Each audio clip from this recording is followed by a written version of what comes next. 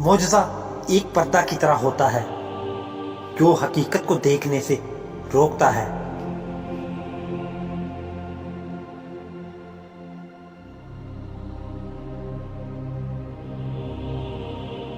عورتیں روحانی طاقت اور قابلیت دونوں میں برابر کی حامل ہیں۔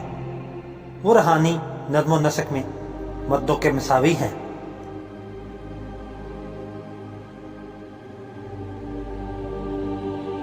صرف دیانت دارانہ سلوک ہی دیر پا شہرت کا باعث بنتا ہے۔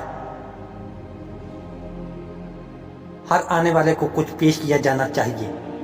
اگر پیش کرنے کے لیے کچھ نہیں تو ایک گلاس پانی ہی پیش کیا جا سکتا ہے۔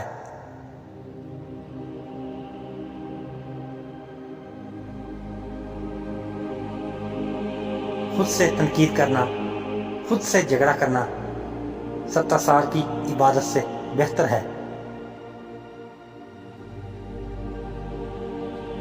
جو خدمت کرتا ہے وہ آقا بن جاتا ہے۔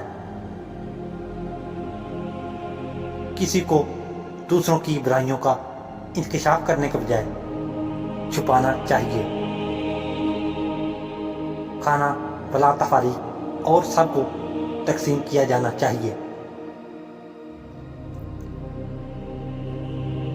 روزہ آدھی نماز ہے، باقی آدھا صبر ہے۔ جب اختلاف کے نکات پر بات کی جائے تو غصے کا اظہار نہیں ہونا چاہیے۔ ہر دولت کی اپنی زکوٰۃ ہوتی ہے۔ علم اور سیکھنے کی زکوٰۃ اس پر عمل کرنا ہے۔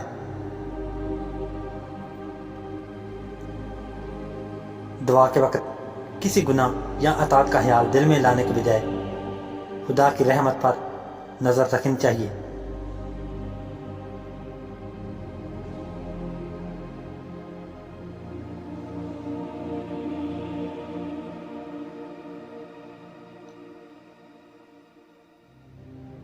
سب کو نجات کی دعا کرنی چاہیے۔ اس میں کوئی امتیازی سلوک نہیں ہونا چاہیے۔ انسان اپنی بدترین حالت میں ہوتا ہے جب وہ اپنے آپ کو اچھا اور پرہیزگار سمجھتا ہے۔